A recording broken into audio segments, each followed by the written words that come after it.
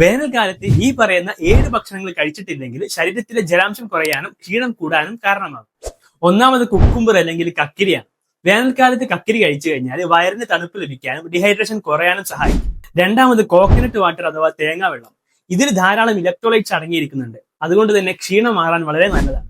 മൂന്നാമത് വത്തക്ക അല്ലെങ്കിൽ തണ്ണിമത്തനാണ്.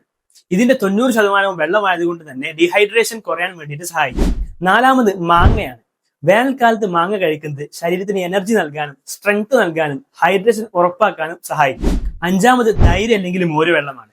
വേനൽക്കാലത്ത് തൈര് കഴിക്കുന്നത് ക്ഷീണം മാറാൻ അത്യുത്തമമാണ്. ആറാമത് ലെമൺ വാട്ടർ അല്ലെങ്കിൽ ചെറുനാരങ്ങ വെള്ളം. ഇത് നിങ്ങളുടെ ക്ഷീണം മാറ്റാൻ വേണ്ടിയിട്ട് സഹായിക്കും. ഏഴാമത് മിന്റ് അല്ലെങ്കിൽ പുതിന ഇട്ട വെള്ളം കുടിക്കുന്നത് ശരീരത്തിൽ ദഹനം എളുപ്പമാകാനും താപനില നിയന്ത്രിക്കാനും ഡീഹൈഡ്രേഷൻ കുറയ്ക്കാൻ വേണ്ടിയിട്ടും സഹായിക്കും. വേനൽക്കാലത്ത് സൂര്യതാപം ഏൽക്കാതിരിക്കാനും ക്ഷീണം കുറയാനും വേണ്ടിയിട്ട് ഈ ഭക്ഷണങ്ങൾ ആഹാരത്തിൽ ഉൾപ്പെടുത്തുക. ഈ അറിവ് ഉപകാരപ്പെട്ടെങ്കിൽ പേജ് ഫോളോ ചെയ്യാം, മറ്റുള്ളവർക്ക് ഷെയർ ചെയ്യാം.